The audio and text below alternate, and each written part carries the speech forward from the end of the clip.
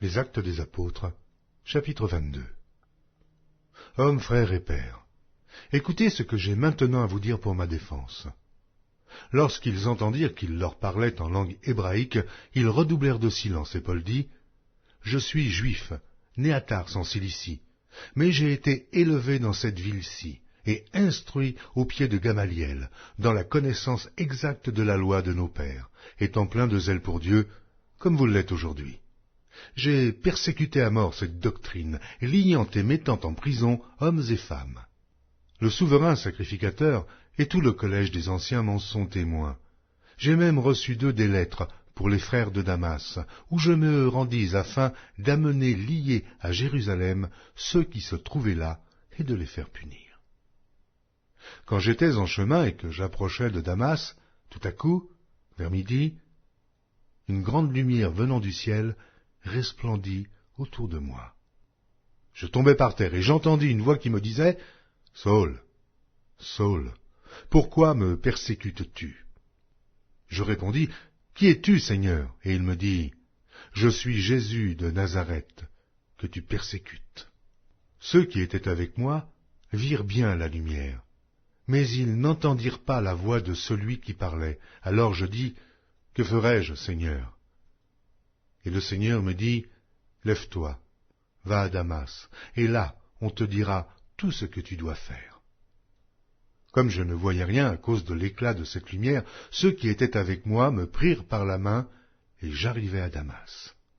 Or, un nommé Ananias, homme pieux selon la loi, et de qui tous les Juifs demeurant à Damas rendaient un bon témoignage, vint se présenter à moi.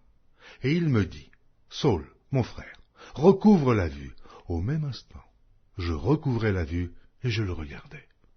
Il dit, « Le Dieu de nos pères t'a destiné à connaître sa volonté, à voir le juste et à entendre les paroles de sa bouche, car tu lui serviras de témoin auprès de tous les hommes des choses que tu as vues et entendues. Et maintenant, que tardes-tu? Lève-toi, sois baptisé et lavé de tes péchés en invoquant le nom du Seigneur. » De retour à Jérusalem, comme je priais dans le temple, je fus ravi, en extase, et je vis le Seigneur qui me disait, « Hâte-toi, et sors promptement de Jérusalem, parce qu'ils ne recevront pas ton témoignage sur moi. » Et je dis, « Seigneur, ils savent eux-mêmes que je faisais mettre en prison et battre de verges dans les synagogues ceux qui croyaient en toi, et que, lorsqu'on répandit le sang d'Étienne, ton témoin, j'étais moi-même présent, joignant mon approbation à celle des autres, et gardant les vêtements de ceux qui le faisaient mourir. » Alors il me dit, « Va, je t'enverrai au loin, vers les nations. » Ils l'écoutèrent jusqu'à cette parole, mais alors ils élevèrent la voix en disant, « Ôte de la terre un pareil homme, il n'est pas digne de vivre. » Et ils poussaient des cris, jetaient leurs vêtements, lançaient de la poussière en l'air. Le tribun commanda de faire entrer Paul dans la forteresse et de lui donner la question par le fouet, afin de savoir pour quel motif il criait ainsi contre lui.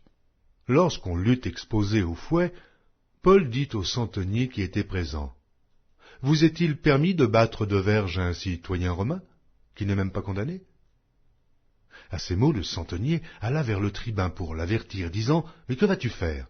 Cet homme est romain. » Et le tribun étant venu, dit à Paul, « Dis-moi, es-tu romain ?» ?»« Oui, répondit-il. Le tribun reprit, « C'est avec beaucoup d'argent que j'ai acquis ce droit de citoyen. » « Et moi, dit Paul, je l'ai par ma naissance. » Aussitôt, ceux qui devaient lui donner la question se retirèrent, et le tribun, voyant que Paul était romain, fut dans la crainte, parce qu'il l'avait fait lier.